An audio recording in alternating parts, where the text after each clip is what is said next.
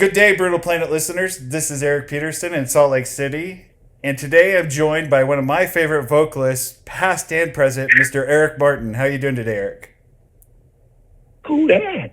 Who are we talking about? I'm doing okay. I'm just lounging around in Northern California. I live in Marin County. I'm just kicking back today. Nice. I was going to tell you the story. I'll get into it a little bit more, but I grew up in northern California, up in Humboldt County, Eureka, and that area. So oh yeah. So I know the area. Of course you do. It's gorgeous out here, man. Yeah, I love it. I live in Marin County, actually. Yeah. So today I wanted to talk to you about the 30th anniversary of the Lean Into It album. This is where I get to tell my story. This is one of those albums I can tell you exactly where and when I bought it.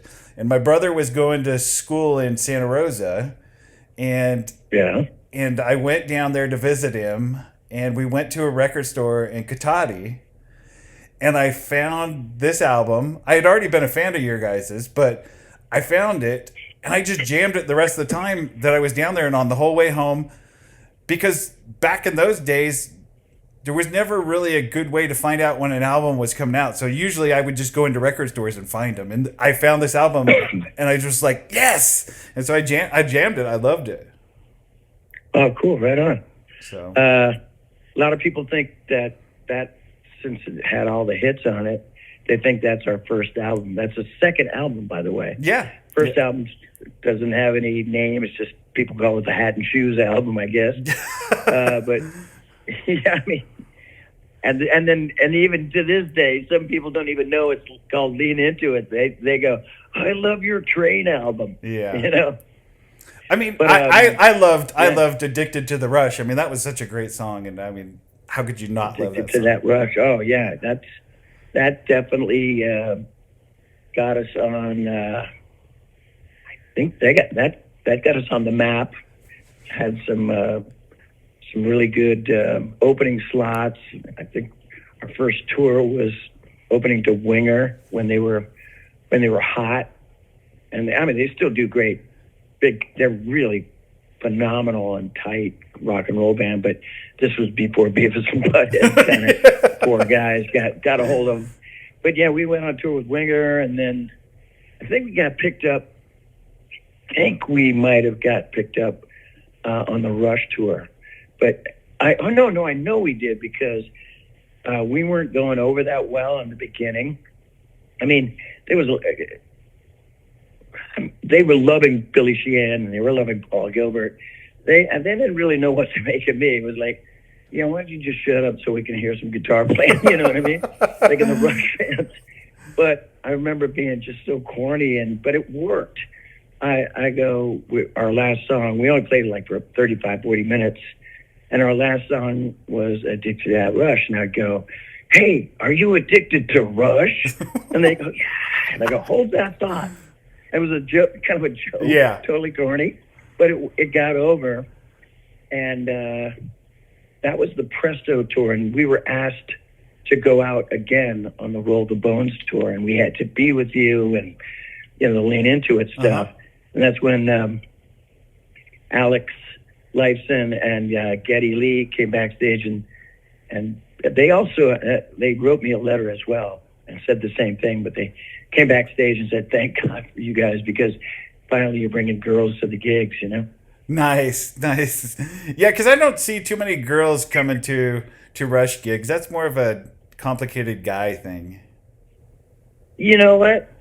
You might get some letters, because there are a lot of women that I've seen a lot of air drumming women in the audience. Trust me. Oh, really? Okay, we'll take it. Oh yeah. I mean, there was a lot more testosterone in the building. Yeah.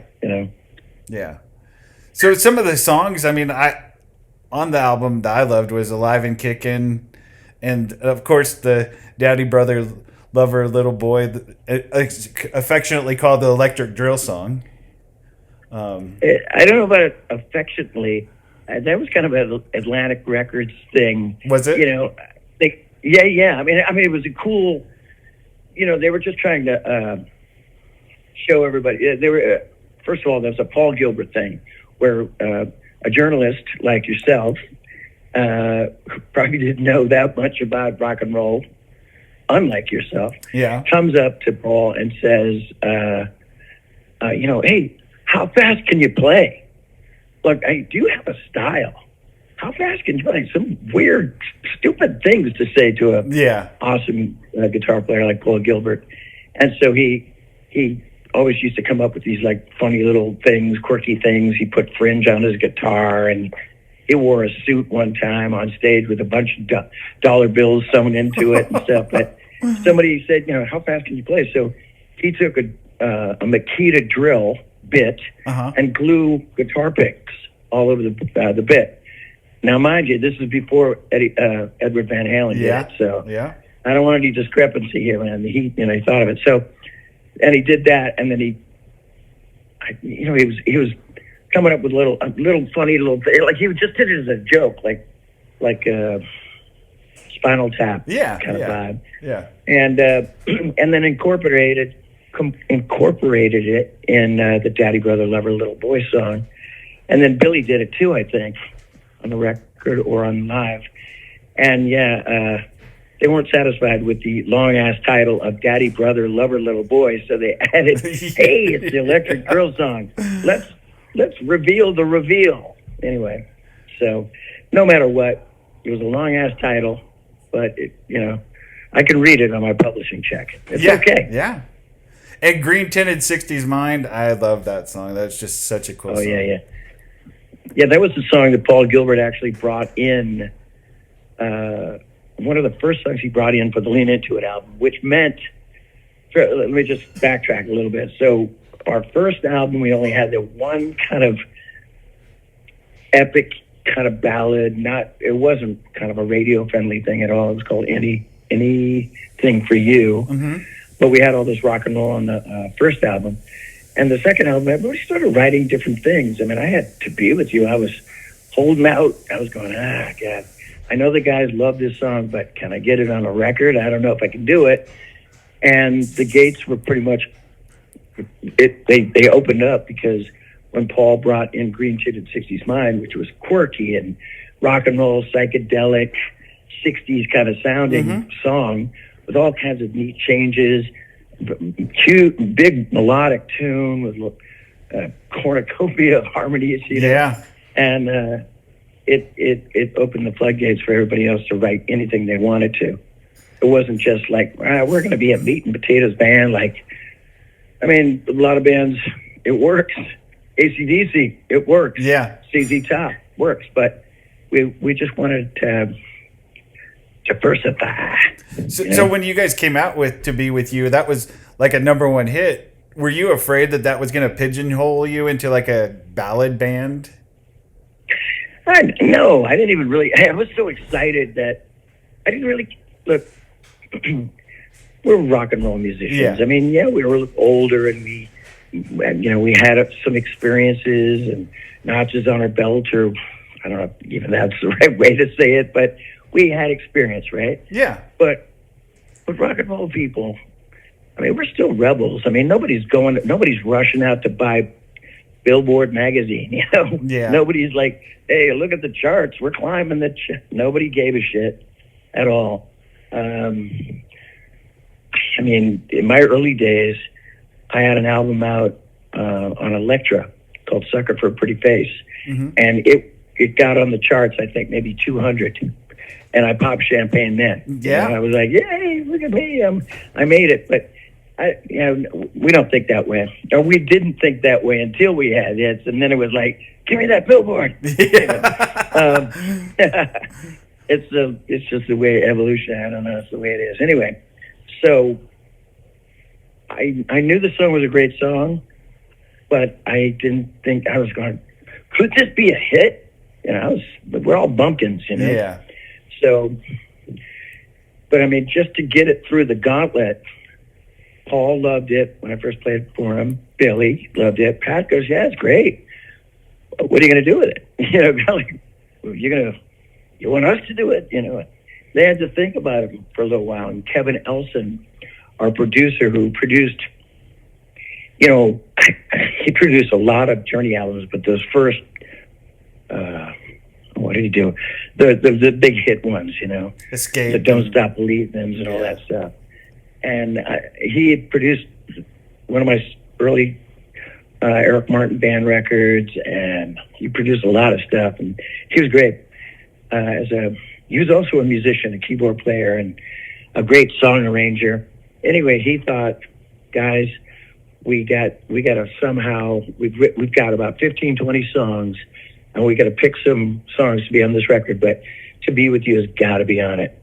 I got to tell you, I think it's going to be it could be on the radio, that vibe. Nice. No one would even dream to have a number one single, Yeah. That's dreamer stuff. But I was lucky that everybody passed. I passed it with not passed on it, but passed the test, and it got on the record.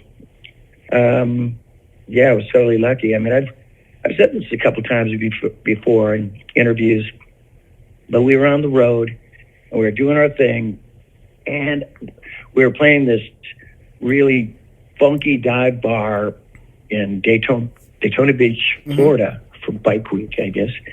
And it was like one of those wet bars, Eric. You know what I'm talking about? Where they can come right up on the beach. It's all open, no walls, and come up right on the beach, from the beach to the gig, and drink and then watch band. And so we get there a little early, and our crew's setting up, and sound engineer's not there. We're just going through the motions. I mean, look, everybody loves playing on stage, but it's a hard ass. The road can be really hard, traveling around and stuff. But anyway, I mean, I'm not, cry me a river, Eric. No, I mean, it can be a little difficult to be traveling around so much. So we're doing our thing, and I went into this amusement center of this club, and they had the video up and had MTV, and I'm playing pinball, and MTV guy goes, now the number one song on MTV, To Be With You. And we were following that a little bit, because we did the video. It was funny and it's kind of, interesting looking and everything. And it was number one. And he goes, now number one song on MTV and the number one song in the country. And I'm like, tilt, pinball. Like, I was freaking out, and I couldn't wait to tell the guys and they were like, we're on the road. Everybody's doing their thing. Billy's warming up. Paul's warming up. Pat's beating on something. I'm going, guys, I got some news to tell you. And they're like, yeah, what do you want? It's him again. And I go, we're number one. I even said it like this to them. I go, we're number one on MTV. And they go, oh, that's cool. And I go, and the country, and the United States of America. And they go, bullshit. I go, I swear to God, I just heard it. And I remember, I think Pat goes, why didn't you just lead with that? Anyway. And I go, I don't know how you're supposed to act. Anyway, and then we found out we were number one in the country, and that's when we went to the Tower Records and got a billboard and looked at it, and I was thinking, I wonder what if other people have picked up on this thing. So they got this couple pages past the top 100 or whatever, and I think it's called Hits of the World or something, and it has the top 10, top 20 list of every country in the world. And we were climbing up. We were number one in a couple places, number 5, number 2. Mm-hmm. But it was by the end of a week or two on the charts, we were number one in about 15 countries. So that's impressive. That's really impressive. Yeah, and the club that we were playing at in Daytona, it was called Finky's. So Finky's Wet Bar. I don't know if I remember that, but dude, we were number one, and there was lines around the block. Oh, the phone started calling, or ringing off the hook. Bands wanted us to go out on the road. Scorpions, tour, Bryan Adams tour, and Rush again, and it was phenomenal. So the really cool thing about this 30th anniversary edition is if you get it, you get to hear the reggae version of the song. That is so stupid. I know. I love it. It's just, look. You're gonna go, what? What the heck is that? That was us fooling around in the studio,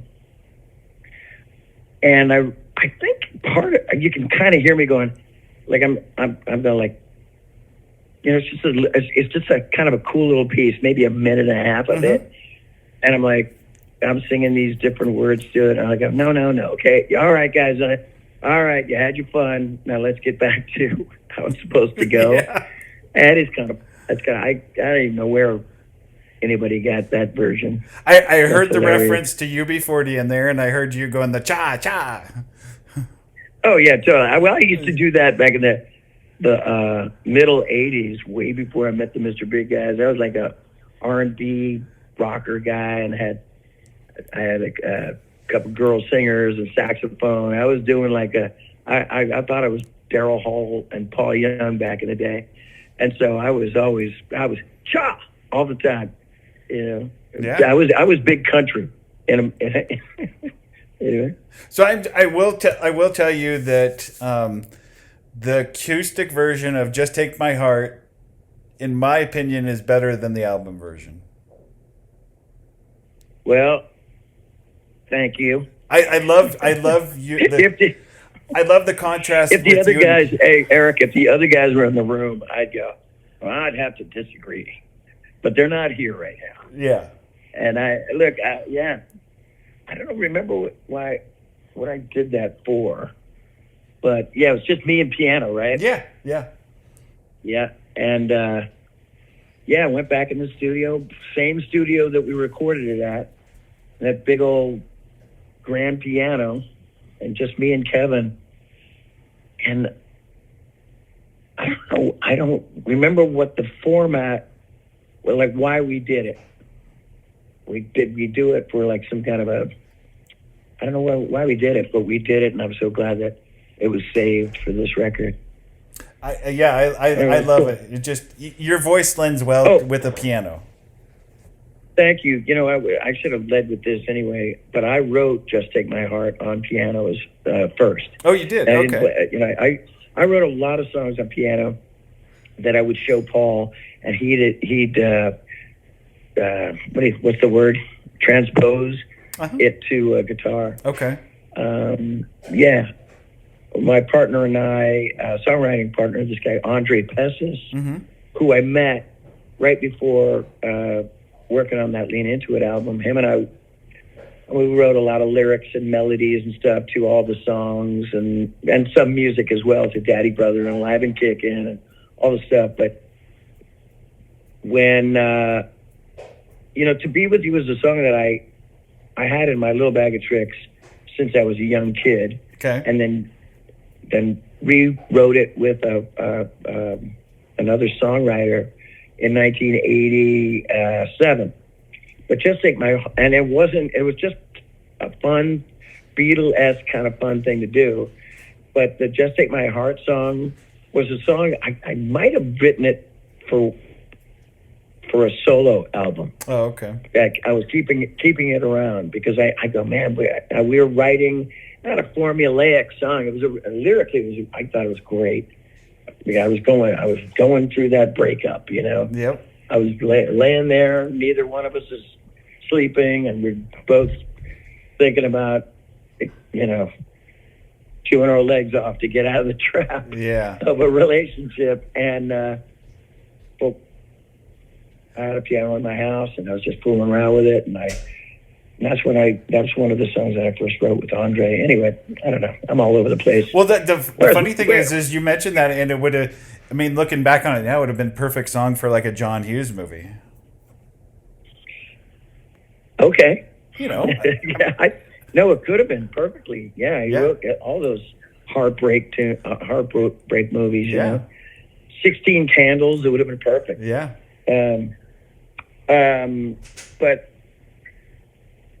I'm glad it went on the Lean Into It album, because To Be With You was number one, and then when it was going down the charts, and it was taking a long time to go down the charts too, which was so great. That's where climbing and coming down slow is great. Yeah, you're out there. They're still playing on the radio, and Just Take My Heart was coming up. I think it only made it to 12 or. That's awesome too. Yeah. Look, I got to tell you, here's another thing I got to tell you that I've said it before, and I want to say it again, so people will totally believe me. I didn't even celebrate when it was number one. I'm that guy. I'm like the guy in Gulliver's Travels that goes, "We're doomed. We're not going to make it." I've been that guy my whole life. I don't know why. I celebrate when it's coming down the charts. I'm like, oh, good, nothing bad happened, nothing, and all this good stuff happened because it went number one. But I was so panicked, like how long it was going to be up as number one. Yeah, and I was freaking out. I didn't get to I was in shock that it was number one. A kid, the kid from the San Francisco Bay Area, and you're from Humboldt and everything like that, but you remember back in the day when they had the BAMI, BAMI Awards, and BAM Awards, and Bay Area Music Awards, and it was always Steve Perry, Steve Miller, Sammy Hagar, and then James Hetfield wasn't even. Mickey Thomas, the Starship. Yeah. And then I was always there, but I never made it. And I remember being up there on the, being picked for best male vocalist. And I did make it. And I just always liked disappointments. And when To Be With You was number one, I was like, I don't know if it's gonna last. It's so weird. I do remember being so excited, but also panicked. It was so weird being, I could walk around my neighborhood for so many years, and then be recognized going to the grocery store, or it's playing, elevator music of To Be With You is playing at the supermarket, And then later on, I remember this is. After it was, this is past, this is in the 2000s, and elevator music playing at a little local supermarket. My son's going, Daddy, that's To Be With You. And I go, I know. Okay, calm down, shh, quiet, don't anybody know. And he goes, and everybody's singing it wrong in the line. It was funny. Dad, tell them they're singing it wrong. Shut up. Yeah. Yeah, it's cute. Anyway. So I have a couple other questions I wanted to ask you. One of them is, have you been in contact with Toby, and are you going to be on the next Avantasia album? Oh, a fan of symphonic metal. Yes. Are we? Yes. Yes, I have, and I do have my songs. I do have them. I just got them, and I'm gonna. Yes, I was. So we're talking about Avantasia. Yes. And Tobias Sammet, Avantasia, kind of a power. I don't know if they would describe it, or maybe you describe it. As a power metal. Yeah, power metal. German band. Yeah. Oliver Hartman's a guitar player. Sasha Payet, their producer. Guitar. It's like a heavy, hard metal band, but with symphonic, keyboards and a lot of melody. And it's huge. It's epic. Well, can I tell you the reason I like it? Is the reason I like it? So it's a German band, but it's got six. Sometimes when I first got it had 7 singers. Yeah. 6 core singers from all around the world. Mainly Europe, and lately, for the last, I want to say 3 years, I've been with him for 6. The last 3 years, me and Jeff Tate are the 2 Americans. Another, a woman named Adrienne Cowan, who's a really great metal kind of singer. She's from America as well. But anyway, great band. I sang a ballad on the this Mystery of Time record. What's Left of Me? On a couple tracks. What? What's Left of Me? That's the song. I mean, What's Left of Me? Yeah, yes. that was an epic. Yeah. Kind of big old grandiose song. Second album, I was on the road, and I kicked myself because that second album, I think they won a European Song Contest for that. But anyway, so for songwriting, that's a brilliant record. What is that album called? Ghost Lights, maybe. Ghost Lights, and then there was the Tale. I can't remember. Now you're gonna drive me crazy because I remember it. Man, you got to look it up. You're gonna make me look it up. No, I'll look it up. I'll look it up. You just keep talking. I'll look it up. All right. Anyway, but you know, me and Jeff Tate. I mean, we would never, you know, two ships passing in the night in different oceans. I mean, we don't. You know, I'm a hard rock and soul singer, and he's this progressive metal guy. But being in this group, we do duets together. Tobias Sammet writes all the material. Yeah.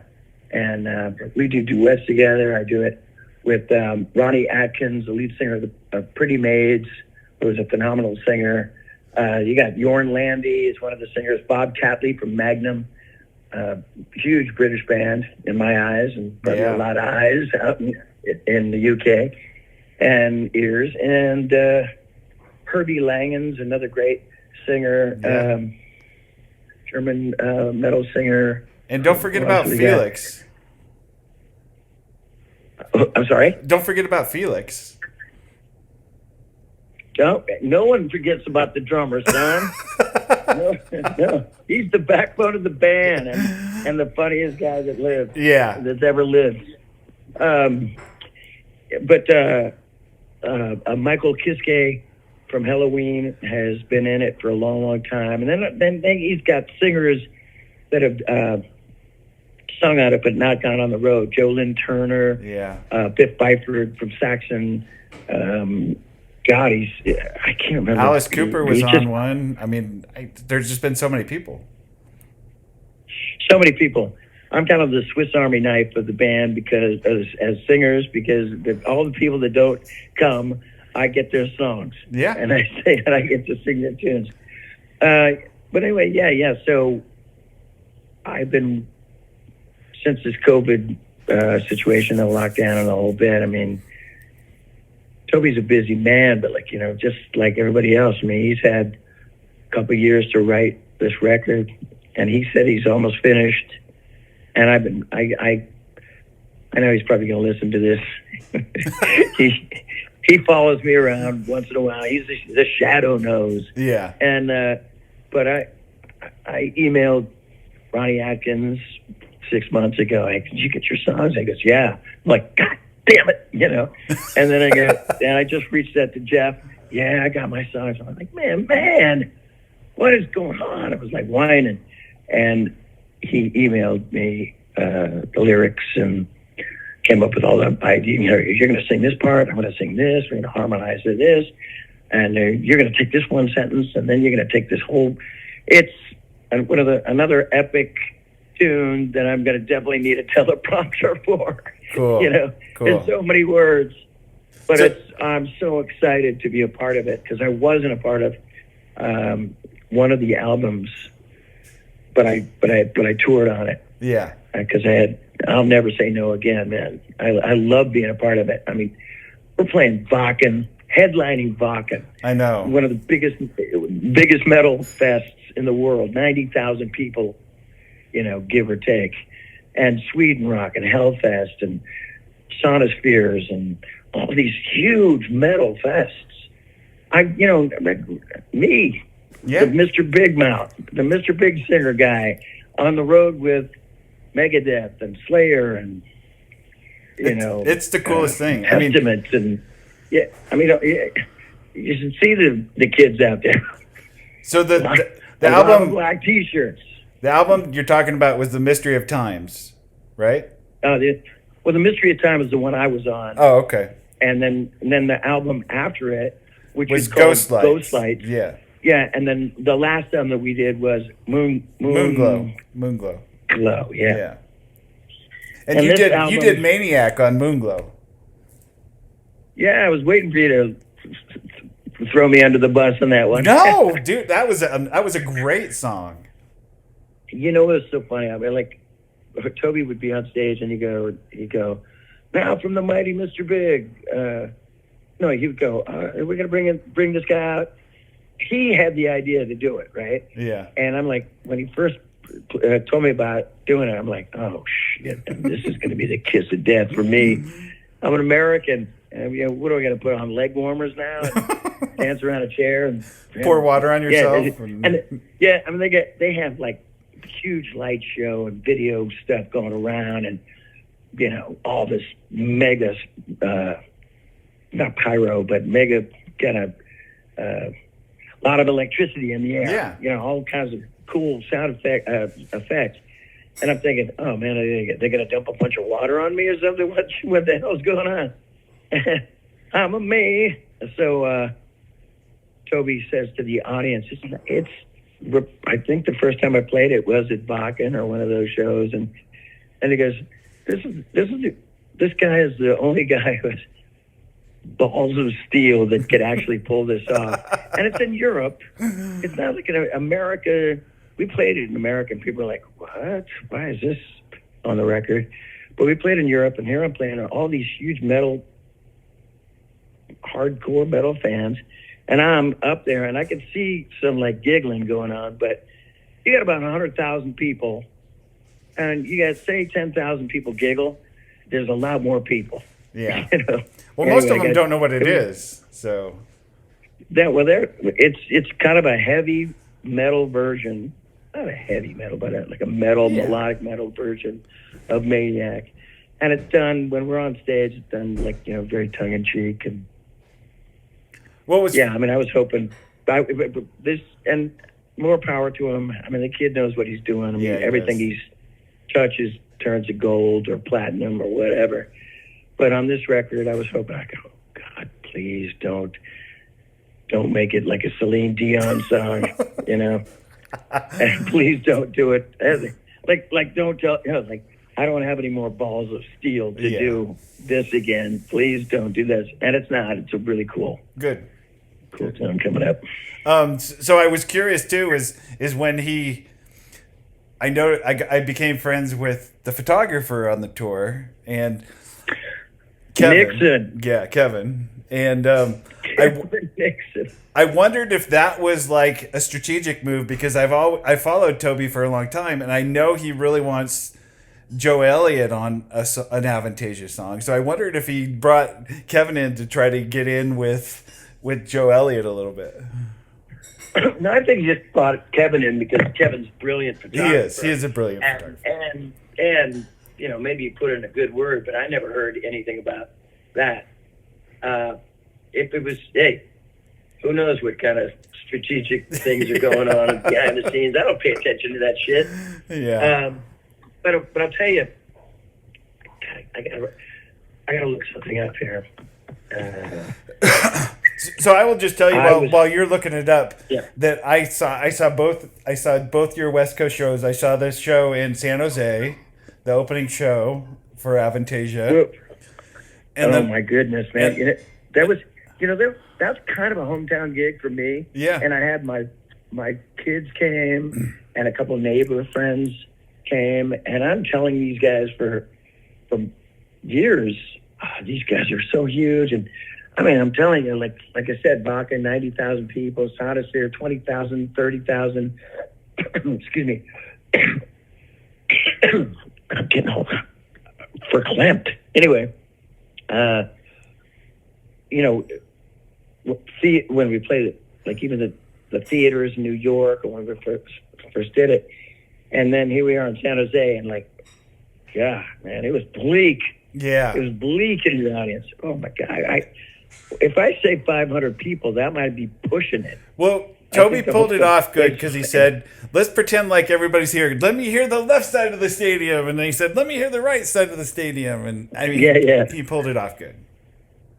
Yeah, it's not,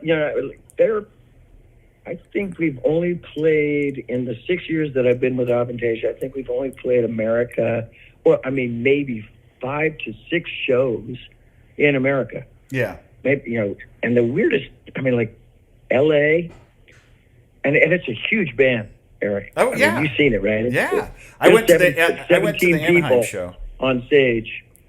About 17 people. And when we played in L.A. and we played the House of Blues, and we were crammed on that stage. Yeah. I think, but anyway, so yeah, you saw it in San Jose. This is what I was going to say. Well, I drove to Anaheim and saw it 2 days later too. Oh, okay. So you're a true believer. I am. That's awesome. The whole thing about Kevin Nixon and the Joe Elliott thing. Uh-huh. I think obviously because of Kevin is he's a brilliant photographer, and what he does to the pictures and everything is just, it's just beautiful. But we were playing some festival, and I was hanging out with the guys in Darkness. They were playing on their same bill, and Toby comes up to me and he goes, "Hey, I see that you've been talking to Justin Hawkins for good 30 minutes. Could you ask him if he could sing on my next record?" And I go, "You're the man. You're the man. I'm just some guy." He goes, "Hey," he even goes like this. Justin Hawkins comes up to me and we're talking, and he goes, "So you're part of this Avantasia thing?" And I told him about, we're all from different bands and different, 80s, 90s, 2000s, beyond and stuff. And I go, "What band are you in?" And I go, "Mr. Big." And he goes, "I love Mr. Big." And he turns to his brother and he goes, "This is the Duke. What's your name?" "Eric Martin." He goes, "This is Eric Martin, the lead singer of Mr. Big." And his brother goes, "Okay." He doesn't know. He didn't know who I was, right? And and then Toby goes, "You got to ask that guy who's singing my record." I'm like, "Look, I just got the wind knocked out of me. Let me pick myself off and ask him." But I did, man. It was 20 minutes before he went on stage. I go, "Hey, can I talk to you again?" We were just shooting the shit backstage, and I go, "Can I talk to you?" And then all of a sudden, managers and publicists are coming out of the woodwork. "Do you have the right credentials?" And I go, "He knows me." And Justin goes, "This is the guy. This is the airport from Mr. Big." And I go, "Don't start that again, man." Yeah. So he goes, "Yeah, how can I help you?" And I go, "Well, Tobias Sammet, singer from Avantasia, very successful records and music and live touring. He's really great. Got songs on the radio and all that stuff too. Would love you to be a part of this. He's such a huge fan of yours, and he's written a song specifically for you. And he doesn't even know you, never met you, but he's been trying to get the courage to talk to you. And I guess he sent his middleman in, so that's me, middleman." Yeah. And he goes, "I'll look into it. I'll get back to you." So it's out of my hands now, but I was sent in. You did your part. You did your part. Yep. Nice work. But I love the look, though. First of all, I love Justin Hawkins too. I mean, I love the Darkness, and they're so good live. Yeah. Oh yeah. And this dude goes, "Hey, this is Eric Martin from Mr. Big," and the look on his brother's face, I've had women do this to me before too, when they go, "Huh," with a little white bubble, little cloud cartoon bubble, and they're like, "Huh," with a question mark. A lot of gravel behind the throat. Yeah. Anyway. Well, Eric, it's been amazing to talk to you, and I just got to tell everybody to go pick up the 30th anniversary edition of the anniversary. Yes. Yeah. Like you said, okay, it's not just the reggae version of "To Be With You." That alone could sell exactly some records. But no, there's 2 new tracks on it that have been collecting dust for years on the shelf. One I hadn't heard since I actually recorded it, I wrote it, I think, within making that record. Like, we'd already had our songs in, but I was one of the 15 or 20 that was hanging out. And it was a song called Wild Wild Women, which was kind of a bluesy, early 90s kind of rock and roll song. And the other one, which I absolutely love, called Stop Messing Around. Yes. And I love this song, very rock and soul kind of song. Even Pat Torpey goes, like, it didn't make it because Pat goes, he goes, man, it sounds like Aerosmith. I'm like, yeah? So? So what's the problem? And he goes, man, it's got that, it's got that thing that they do. And I'm like, so? I was, I'm influenced by him. And he goes, man, I don't know. And he goes, and we had so many songs, and everybody loved it. And he goes, I don't like the way I played my drums on it. And I thought the drums were the best part. Anyway, that made the record. Stop Messing Around. Really kind of country rock vibe to it. And I think it's been mastered. I might have a little magic mastering. Yeah, it did. It said it was remastered. And for the vinyl. Yeah. Can't wait to get my hot little hands on it as well. I'm a collector. So yeah. So everybody check that out. And then everybody look for you on tour. Or look for me on tour. Yes. I'll be the guy. Yeah. Gone fishing. I'll be the guy singing those songs, getting my chops up, and getting them ready for when the Mr. Big Bat phone calls. Yes. And you'll know that he's out because he'll have Gone Fishing on his Facebook. Yeah. Well, I got it. Dude. I know it is kind of funny. You gotta sort of decompress a little bit. Yeah. Right? Is that the right word, decompress? Yeah. Yeah. I gotta be off the grid for a couple of days, gone fishing. Yeah. Anyway, you'll see. Yeah. So thank you for your time, and everybody look for it and pick it up. All right, Eric. Thanks a lot. Good chatting with you. It was fun.